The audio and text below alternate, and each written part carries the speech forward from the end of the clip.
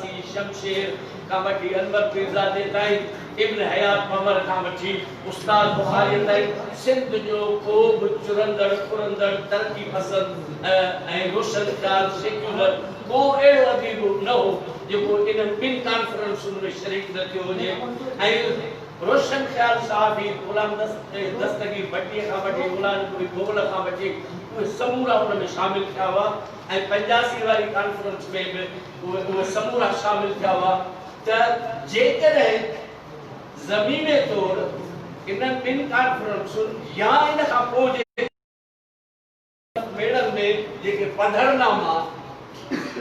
मंजूर किया विया हुआ जेके सिंध जे मसइलनि ते जेकॾहिं हिन में ज़मीनी तौर अचनि हा त आउं सम्झां थो त हिकिड़ी तारीख़ खे ॿी भर्ती मिले हा पर इहो वॾो कमु हो ऐं पोइ PhD जूं तक़ाज़ाऊं शायदि पूरियूं न करे सघजनि हा गाइड जूं जेकॾहिं ई वक़्त जी ज़रूरत आहे सिंधियत बि संगत जा जेके नवां दोस्त चूंडिजी आया आहिनि ऐं छा को उन्हनि जी ज़िमेदारी आहे छाकाणि त हिन मवाद जो वॾो हिसो अख़बारुनि मां ऐं जेको संगत जो रिकॉर्ड मौजूदु हो उन ते तरतीब ॾिनो वियो आहे कुझु संगत जो रिकॉर्ड माज़ीअ जे सेक्रेटरी जनरल वटि रहिजी वियो जेकॾहिं उहो मिली वञे हा त जीअं ही शहराद जेके अख़बारुनि मां अलाए किथां किथां सूरे हथ करे उन वक़्त में छा थींदो हो जेके छाराव पास थींदा हुआ शमशेर ऐं ख़ासि करे तनवीर जे दौर में उहे वरी छाराव लिखी उन्हनि अथाकीस खे मोकिलिया वेंदा हुआ ऐं उन जो फॉलोअप कयो वेंदो जेको हाणे नथो थिए त हिन किताब में अदद शुमरे आउं सम्झां थो 87 ताईं 97 ताईं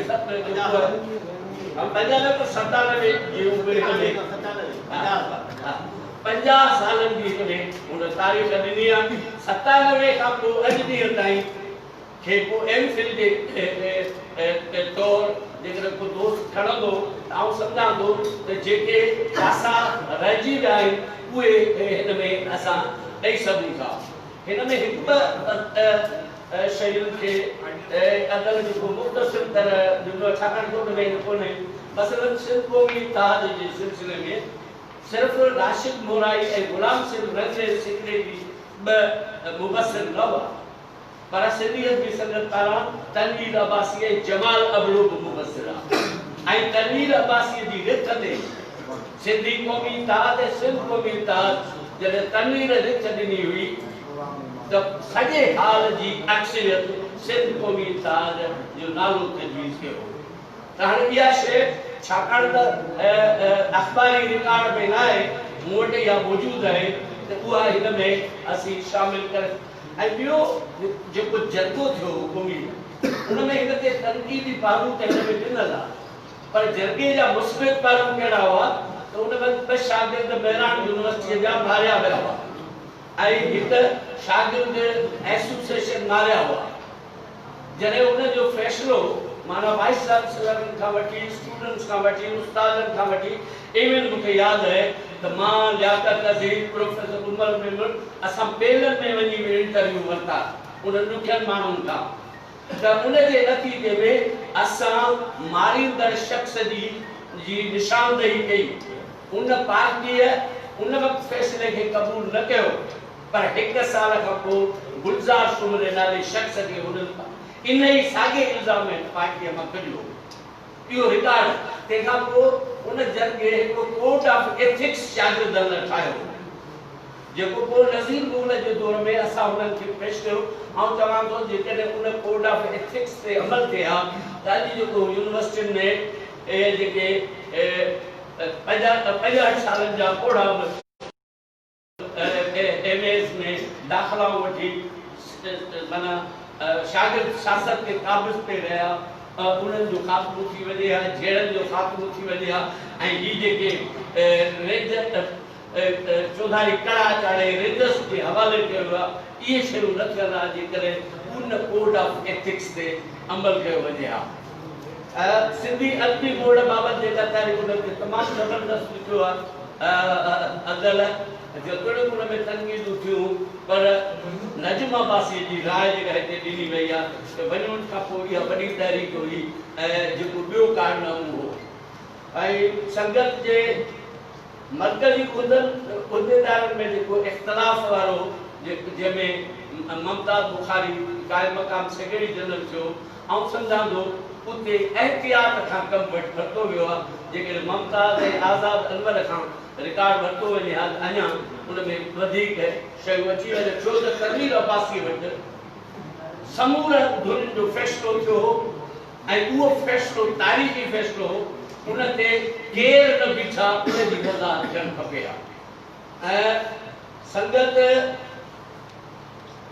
एवार्ड तकरीब 87 जो ज़िक्र आहे पर आऊं चाहां थो उन में जेकॾहिं शेखा जी तकरीर मुकमिल ज़मीन तौर ई ॾिनी वञे हा त आऊं सम्झां थो सिंधी अदीब जी ज़िमेवारीअ बाबति जेको शेखा जो शानदार किताब जेको संदसि किताबनि में शामिल आहे ख़त इंटरव्यू में शामिल आहे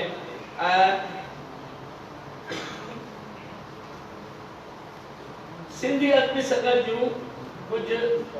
आम सरगर्मियूं जेके अदल ॾिनो आहे उन्हनि आम सरगर्मियुनि मां घणियूं ॻाल्हियूं अहिड़ियूं आहिनि जेके अहम कारनामा आहिनि उहे कहिड़े बि सेक्रेटरी जनरल दौर में पर उन सरगर्मियुनि खां वधीक कारनामा आहिनि मां चवां थो त सरगर्मियुनि जे लफ़्ज़ खे कारनामे में तब्दील करणु खपे हा ॿियो सिंधी अदबी संगत जे जेके किताब मुख़्तलिफ़ छपिया आहिनि उन में संगत पब्लिकेशन जो जेको ॿियो किताब आहे उन में जेको अयाज़ गुल न्याज़ पवर ऐं पाश अमीर सहेलियो हो ऐं उन में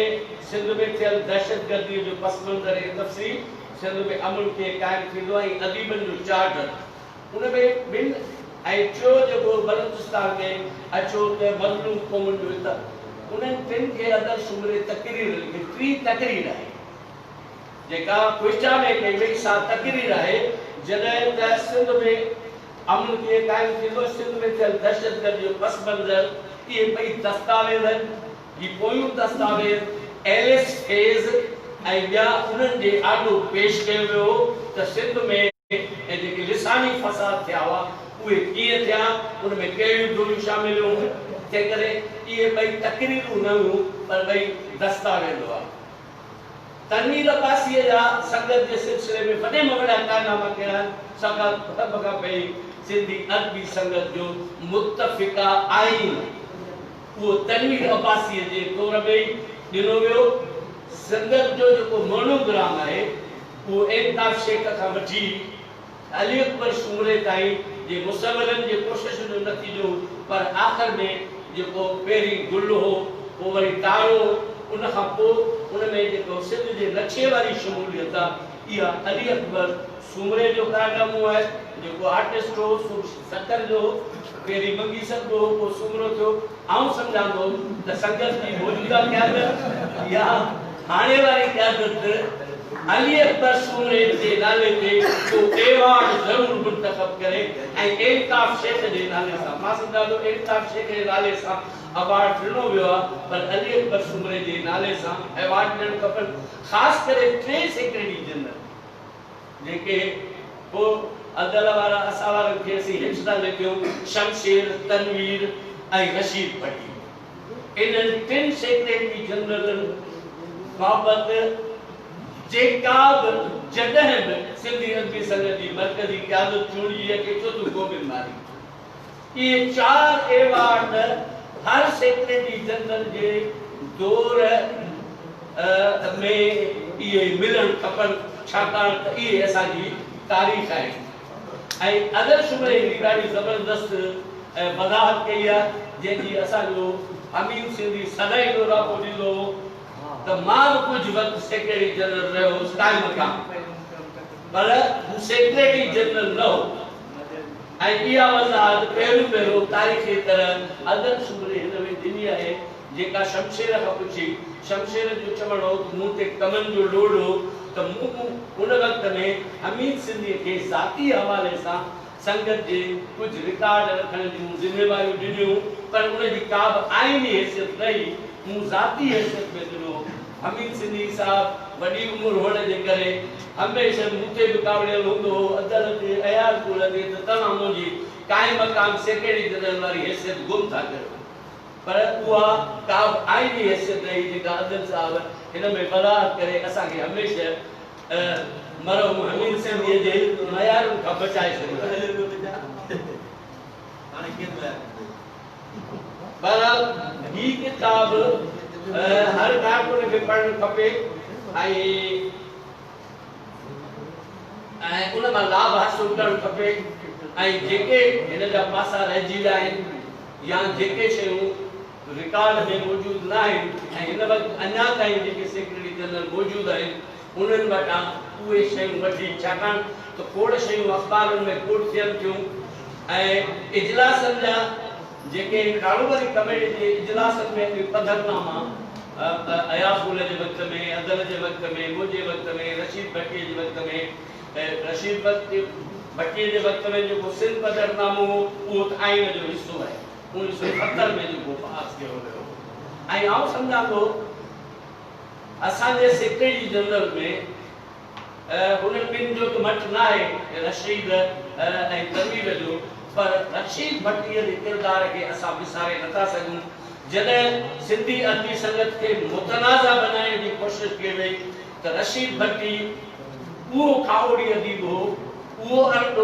अटल अदीब हो जंहिं चयो हो त जेकॾहिं मुंहिंजे वजूद जे करे सिंधी अदबी संगत खे ॿ टुकड़ा करण जी का साज़िश थिए या को थिए त आउं हटी वञा ऐं हुन उहो करे ॾेखारियो ऐं उहो कुझु लिखियत में आन रिकॉर्ड मौजूद आहे। एतिरा सच्चा माण्हू सिंधी अदबी संगत जेकॾहिं अॼु कुझु उन जी ज़िंदगी आहे या अॼु वजूद आहे आउं सम्झां थो गोबिंद बालिद विरांगे जो शिकार थी वियो, पर शमशेर, तनवीर ऐं रशीद भट्टी जेकॾहिं उन्हनि जो जेको किरदार हो उहे न हुजे हा न ताजुल संगत खे संभाले सघे हा, न अयाकुल, न अदल, न असांजा ॿिया दोस्त जेके सेक्रेटरी जनरल रहिया आहिनि उहे सिंधी अदबी संगत खे संभाले सघनि हा। ऐं अॼु बि फ़ाइद सिंधी अदबी संगत आहे जंहिंखे असां सभु पार्टियूं सभु विराइजी वियूं, घणा थी वियो, असां वरी बि उनखे हिकु करण जे में वॾे हद ताईं कामयाब विया आहियूं। ऐं सम्झां थो त इहो सिंधी अदबी संगत जो तारीख़ी किरदार आहे। सिंधी अदबी संगत बरे सगीर जी तारीख़ में ख़ासि करे वजूद जे ख़िलाफ़ जेका तहरीक आहे या सिंधी ज़बान जे तस्लीमी जी जेका तहरीक आहे उन में वॾो किरदार सिंधी अदबी संगत जो आहे ऐं हाणे असांजो फर्ज़ आहे त उन जी क़ौमी हैसियत जी बहालीअ जे सिलसिले में जेके माज़ीअ में कोशिशूं थियूं आहिनि, जेके सिंधी अदबी संगत जे रहबरीअ में लैंग्वेज अथॉरिटी जे पारां ठाराव क़ौमी असेंबली ऐं सेनेट में पेश कया विया, सेनेट ताईं पहुचाया विया, दस्तावेज़ 400 पेजनि जा ठाहे पहुचाया विया, बिलनि में दुरुस्तियूं करायूं वयूं। उन कम खे वरी सिंधी अदबी संगत खे करणु खपे, छाकाणि त सेनेट ताईं उहा शइ पास थी चुकी आहे, सेनेट अक्सरियत राय साहब खे पास करे चुकी आहे, क़ौमी असेंबली ताईं में रही पई आहे त उन में सिंधी अदबी संगत खे पंहिंजो किरदार अदा करणो पवंदो। ऐं अदल सूमरे खे हिन क़िस्म जे शानदार तहक़ीक़ करण ते मुबारकबाद ॾियां थो ऐं माय पब्लिकेशन जे दोस्तनि खे मुबारकबाद ॾियां थो जिन हिन तारीख़ी दस्तावेज़ खे शाइर कयो आहे। गिचे गिचे गमसान चौक चौक चौबोड़ा जागिया जुग जवान हणंदा नारा नीअ जा। मेहरबानी सरकार साहब ने तफसीली ज़िले सखर ऐं खैरपुर ऐं आसपास के ॻंढियो। सिंधी अदबी संगत जो ख़ूबसूरत नालो जो असांजा जेके सेक्रेटरी जनरल आया शाइर अदीब उन्हनि जो किरदार उन्हनि जो कमु असां उन्हनि खे पंहिंजी अखियुनि सां ॾिठोसीं त कीअं उहे बैग्स खणी थोरे हिकिड़ो अहिड़ो दौर हो त जंहिंमें थोरे पब्लिक ट्रांसपोर्ट में वञिणो पवंदो। साईं अयाज़ गुल जहिड़ी ख़ूबसूरत शख़्सियत, साईं अदल सूमरो, साईं ताज जोयो, अख्तर दरगाही मुख़्तलिफ़ उहिदनि ते ऐं सजाद मियाणी हाणे गुलाम मोहम्मद गाज़ी साहब या जाकोड़ी दोस्त उहे जेके हाणे बि अमर इक़बाल ऐं असां वांगे इन बुनियाद ते त सिंधियत बि जेका संगत जेका आइन ऐं मंशूर जे दायरे जे अंदरि आहे त उन में रहंदी ऐं उनखे रहणु उएं ॾिबो। बाक़ी जीअं अनफॉर्चुनेटली ज़िक्र करणो थो पए नंढड़ी ॻाल्हि जो, जीअं ताज चयो त का इहा अदबी संगत त कोन्हे त ऐलान करे छॾिजे त बसि मां सेक्रेटरी जनरल आहियां, मुंहिंजे खीसे में हार पियो आहे, मूंखे ई पारायो तो इहा अहिड़ी सिंधियत जी संगत ख़ूबसूरत नालो जीअं मां ज़िक्र कयो त उन्हनि दोस्तनि ते फ़ख़ुरु आहे। ऐं साईं अदल सुमरो साहिबु शाइर बि तनवीर अब्बासी जे लफ़्ज़नि में त मां शाइर आहियां, मूं वटि आहे हर माण्हूअ जो मान, पर मुंहिंजो मान मगर ॼाणनि था के थोरा इंसान। ख़ूबसूरत किताब जो लेखक ऐं सिंधियत जी संगत जो थोरो नालो मोहतरम साईं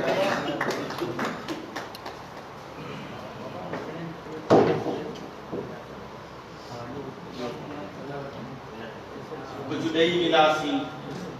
कुझु न खणी वेंदासीं, कुझु ॾेई वेंदासीं, कुझु न खणी वेंदासीं, दूर आहियूं ॾेई मेवो छणी वेंदासीं। मुंहिंजा प्यारा माना का दोस्त ताज हुया ऐं प्रोग्राम जा मेहमान ऐं साम्हूं वेठल महाराज जी शख़्सियतूं तमाम मोतबर माण्हू वेठा आहिनि, तहक़ीक़ार वेठा आहिनि, सिंधियत मुझेदार वेठा आहिनि। यकीनन मुंहिंजे लाइ इहा ख़ुशी जी ॻाल्हि आहे त असांजे प्यारे दोस्त मुमताज़ बुखारी हीअ जेका मुंहिंजी थीसिस काफ़ी सालनि खां पई हुई छिपियल उनखे शाया करायो आहे, मां पब्लिकेशन तरफ़ां पधरी थी आहे। ऐं ख़ुशीअ जी ॻाल्हि इहा बि आहे त तनवीर जे मौक़े ते उनजो मौरो थी रहियो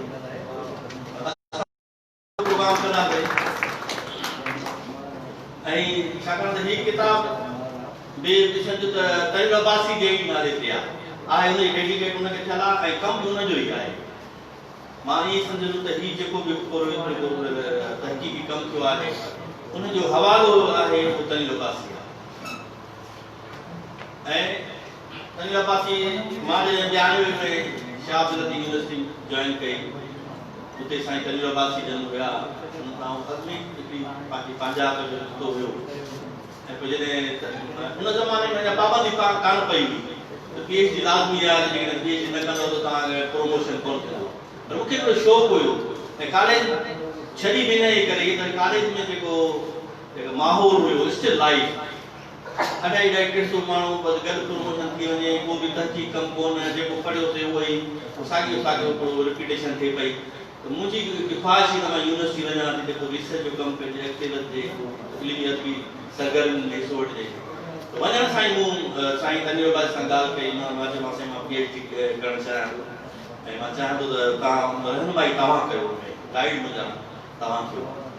ऐं उन ज़माने में जेके स्कॉलर्स हूंदा हुआ उहे गाइड थी सघंदा हुया। जीअं गुलाम मुस्तफ़ा कासमी साहिबु उहे गाइड हुया, पीर हुसामुद्दीन लाजमी साहिबु उहे गाइड हुया, तनवीर अब्बासी गाइड आहे। हाणे वरी नओं सिस्टम अची वियो आहे जंहिंमें हू लाज़मी कई आहे त जेको रहनुमाई करे या जेको गाइड आहे या सुपरवाइज़र आहे उहो बि PhD हुजणु ज़रूरी आहे। ऐं उन ज़माने में तनवीर अब्बासी साहिबु तमामु हिकिड़े एक्टिव माण्हू ऐं मूं उन हिकिड़ो सनद ठाहिया त सिंधी शाइरीअ जी मज़ामती जेका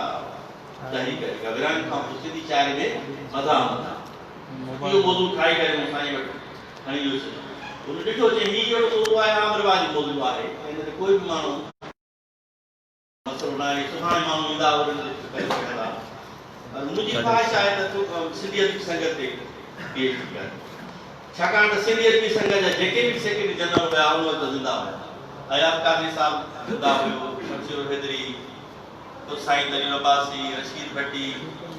इहे सभु दोस्त उते हुन वक़्तु ज़िंदा हुया। ऐं ताज बलोच त उन्हनि सां इंटरव्यू कंदे उन्हनि को मालूमात वठंदे, मवाद मिलंदे त सही माना में हिकिड़ो बहितर कमु हाणे थी सघंदो, न त सुभाणे जेकॾहिं इहे माण्हू न रहिया त पोइ धुका लॻंदा, अंधारा लॻंदा, हर को माण्हू क्लेम कंदो त मां वॾा पाड़ा मारिया, मां हीअं कयो। हिन करे ज़रूरी आहे न माण्हुनि जी मौजूदगीअ में इहो कमु। ऐं यकीनन मूंखे अॼु बि कयो साईं जा लफ़्ज़ यादि था अचनि त हीअ जॾहिं किताब अची वियो आहे तव्हांजे साम्हूं असांजी पधरो कयो आहे,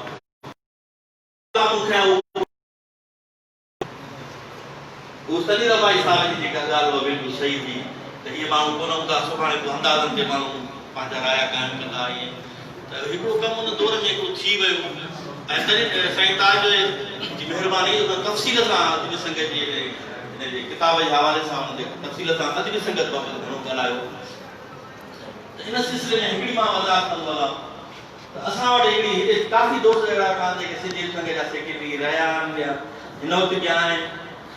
असां वटि हिकिड़ी अजीब क़िस्म जी रवायत आहे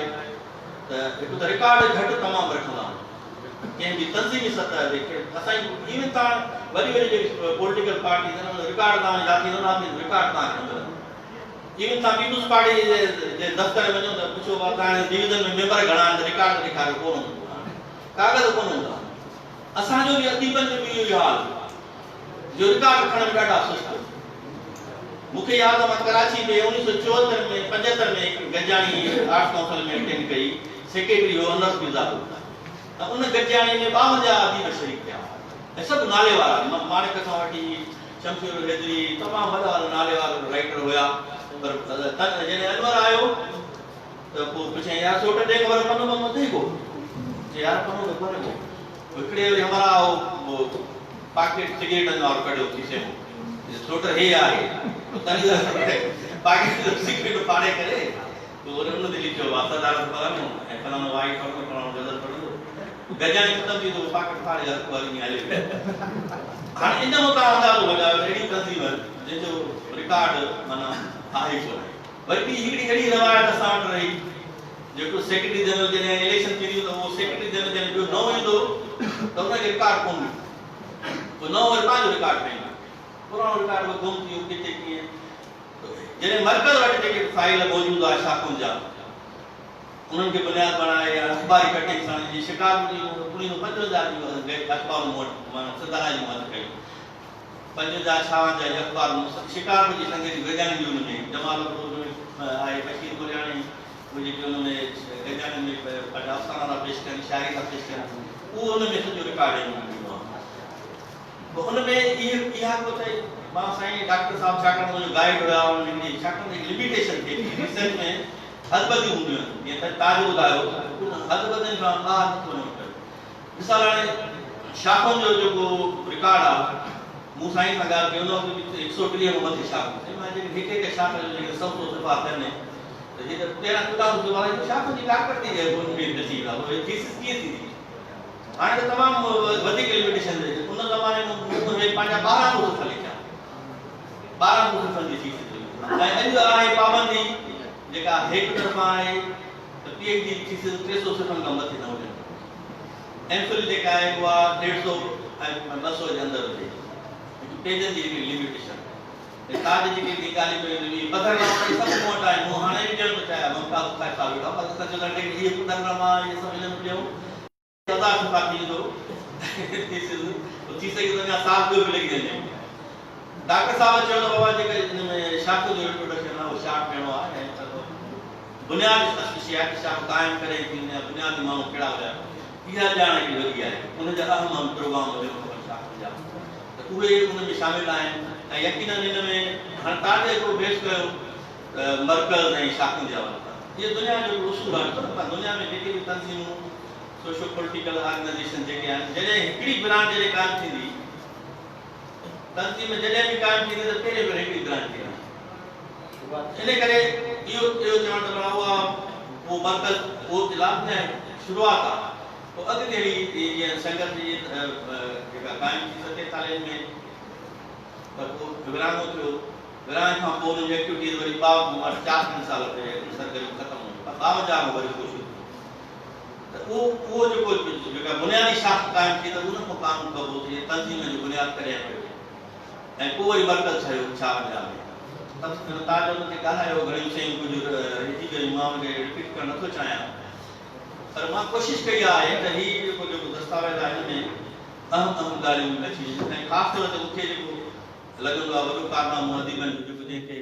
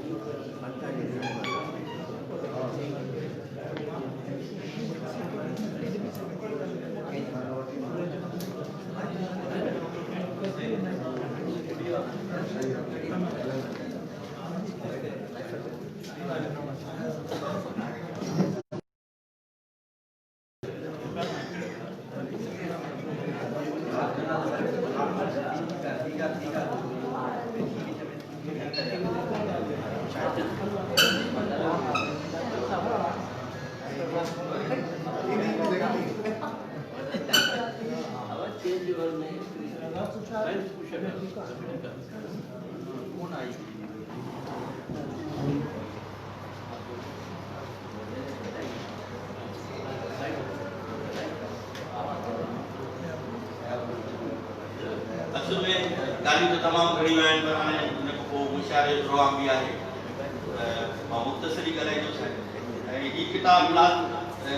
में ख़ासि तौर हिकिड़ो जेको चैप्टर आहे ॿोली जी तहरीक छाकाणि त ॿोली तमामु अहम कंहिं बि क़ौम जी सुञाणप लाइ अहम आहे सो आहे सिंधी अदबी संगत जेको ॿोलीअ जी तहरीक में हिकु किरदारु अदा कयो सिंधी अदीबनि मां उहो तव्हांखे पढ़ी थो ॿुधायां सिंधी ॿोलीअ जो गुम थियल अदबी विरसो अंग्रेज़नि जे दौर में सिंधी ॿोली जेके हिन चैप्टर जा जेके भाङा आहिनि पाकिस्तान में सिंधी ॿोलीअ जी हैसियत सिंधीअ जी संगत ऐं सिंधी ॿोलीअ जी तहरीक 1 यूनिट सिंध लाइ मसइलनि जी शुरूआति संगत कराची जो सिंधी अंग्रेज़ी जो पम्फलेट ऐं जागरता जी लहर सिंधी ॿोलीअ जो बिल सिंधी ॿोलीअ जे बिल ख़िलाफ़ रद्द अमल सिंधी ॿोलीअ जो बिल ऐं सिंधीअ जी संगत कराची यूनिवर्सिटी मां सिंधी ॿोली जी नेकाली ऐं मज़ामत सिंधी ॿोली लाइ शहरनि वारी मुहिम सिंधी ॿोली जी तहरीक में अख़बारनि जो किरदारु सिंधी ॿोलीअ जा मसइला शरीफ़ कमीशन ऐं सिंधी ॿोली लाइ दानिशवरनि ऐं सियासी अख़बारनि जो मुतालबो योम सिंधी ज़बान जी तहरीक सिंधी ॿोलीअ जो अहदनामो तनीर अब्बासीअ जो सिंधी ॿोलीअ जो तरानो वोटर लिस्टूं ऐं सिंधी ॿोली कानून खाते जे सेक्रेटरी जा रशीद पटीअ जो ख़तो ॿोली जी तहरीक ऐं जागरता में शाइरनि जो किरदारु कारो ॾींहुं ऐं रशीद पटी ऐं उन खां पोइ जेका तरक़ी पसंद तहरीक जेका आई हुन जे ख़िलाफ़ जेका सिंध में माना मुखालफ़त थी हुन जे लाइ कीअं हुन में भेड़ कई तरक़ी पसंद अदब ऐं तंज़ीम जी राह में रुकावटूं रोज़ाना महिमान जो ग़लति ख़र्चा इज्तिमाई महिमान खे शाया थियल तरक़ी पसंद अदब हुन जी मुखालफ़त दर्सी किताबनि में इस्तेमालु थियल ॿोली जो मसइलो दोस्त थोरो गौर सां ॿुधनि महिरबानी करे पुठियां जेके दोस्त वेठा कचहरी था कनि मां हुनखे गुज़ारिश कंदुसि त हुन ॾे ध्यानु ॾियनि रूरिया निसारे जो किरदारु मशक़ी शाइरीअ जा फनी क़दर रुझानात संदा हूंदा बेज ॿोली ऐं तरक़ी पसंद अदब जी ओसर में सुहिणी निसारे जो किरदारु इहे सभु इन शइ में शामिल आहिनि उन खां सवाइ सिंधीअ जी संगत जे हिन थीसिस में इख़्तिलाफ़ी मसाला बि दर्शाया विया असांजी तंज़ीम में इख़्तिलाफ़ी मसइला कहिड़े क़िस्म जा हुया मिसाल अयाबकारी जी इस्तीफ़ा जो मसइलो सिंधीअ जी संगत में भड़ाबंदी 1979 जी मरकज़ी चूंडनि लाइ कोशिशूं सिंध क़ौमी इतिहाद ऐं सिंधीअत जी संगत क़ौमी जिलगो सिंधीअत जी बोर्ड बचायो तहरीक ऐं संगत जी मरकज़ 2020 में तव्हांजो हाणे कुझु हिन में असांजे हिते दोस्त वेठा आहिनि उन्हनि में लाज़मी जीअं असांजी हिकिड़ी रोशन चाल तंज़ीम आहे हिन में सभिनी खे आज़ादी आहे त फिक्री तरह हर को पंहिंजे हिसाब सां सोचे सियासत अदब इहे सभु शयूं लाॻापियल आहिनि के हिनखे अलॻि नथो करे सघिजे पर हुनजा प्लेटफॉर्म धारदार आहिनि हिकिड़े दोस्तनि जो ख़्यालु इहो आहे त सिंधी संगत खे हिकिड़े माना हीउ फोरम जेको लिटरेरी फोरम आहे इन माना हुन में सियासत जो माना हिकिड़ो भरपूर हुजणु खपे त मां सम्झां थो असांजो जेको फिक्री महाल आहे हुन अदीब सियासत पंहिंजी करे थो पर हुनजो पंहिंजो अंदाज़ आहे हुनजी पंहिंजूं हिकिड़ी वैराइटीज़ आहिनि ऐं हिन में असांजे फोरम में मुख़्तलिफ़ क़िस्म जा माण्हू बि आहिनि त कुझु मसइला अहिड़ा बि आहिनि जिते असां विच में तज़ाद आहिनि अदीबनि जे विच में इख़्तिलाफ़ आहिनि त हू हिकिड़ा माण्हू हिकिड़े ख़्याल जा आहिनि जीअं हीउ जेको झेड़ो जेको तव्हां घणा दोस्त हाणे बि कल्ह पुछनि पिया आहे जेको असांखे सवाल रस्ते में सवाल आहे रस्ते में असां हुनखे तव्हांखे जवाबु चए असुलियत संगत कहिड़ी आहे अमन सुलह वरी आहे या हू कहिड़े क़िस्म जा सवाल माण्हू कनि भला इहे ॿ ग्रुप थी विया आहिनि छा इहे सवाल इन करे उथनि था त वाक़ई इहे शयूं तॾहिं पैदा थियूं जॾहिं असां इलेक्शन कराईसीं जीअं तव्हांजे ॻाल्हि कई त शमशेर वेदरी 10 साल सेक्रेटरी जनरल रहियो रशीद भट्टी 10 साल हो उन वक़्तु इलेक्शन जो मसइलो ई कोन हो पाण में गठवार दोस्त 12-13 शाखूं हूंदियूं सभिनी में हम आहंगी हूंदी सब हिक ॿिए सां प्यार कंदा हुआ, लिखण वारा हुआ ऐं को मुक़ाबलेबाज़ी कान हुई। जहिड़ो जॾहिं शुरू थियो तव्हांजो अहमद बिलाल इलेक्शन खां पोइ थियो जेको सियासी बुनियादनि ते, छाकाणि त कॉन्फ्रेंस घुरियूं ऐं जेके लेफ्टिस्ट उन्हनि सभिनी हिकिड़ो इहो तइ करे छॾियो त हीउ वॾो अहम फोरम आहे, हिनखे इस्तेमालु कजे। असांजी माना जेके अहिड़ी एक्टिविटीज़ जेके आहिनि इहो जेके हिन अॼु बि संघ जे फोरम तां इस्तेमालु करणु खपनि। इन दुनिया में इहा कोशिशि कई त वोट बैंक असांजो वधे, उनमें केरु कामयाबु केरु नामयाबु उन वक़्त खां वठी जॾहिं ॿियो असांजो स्पिरिट न आहे जमहूरी। मां हिकिड़ी ॻाल्हि तव्हां साम्हूं कयां, इवन तव्हां शाखुनि में बि असांजी जेके इलेक्शन थियनि थियूं त मिसाल जेको हाराईंदड़ ग्रुप हूंदो न उहो कोशिशि कंदो त यार छॾे सघनि ताउन ई न कंदो। हम ख़्याल हूंदा पर इलेक्शन अहिड़ो मामिलो आहे जो उनमें ऑटोमेटिकली दिलि में हिकिड़ी अलाए छो ईअं मिसाल ॿ दोस्त जेके साम्हूं बीह ईंदा हिक ॿिए जे इलेक्शन में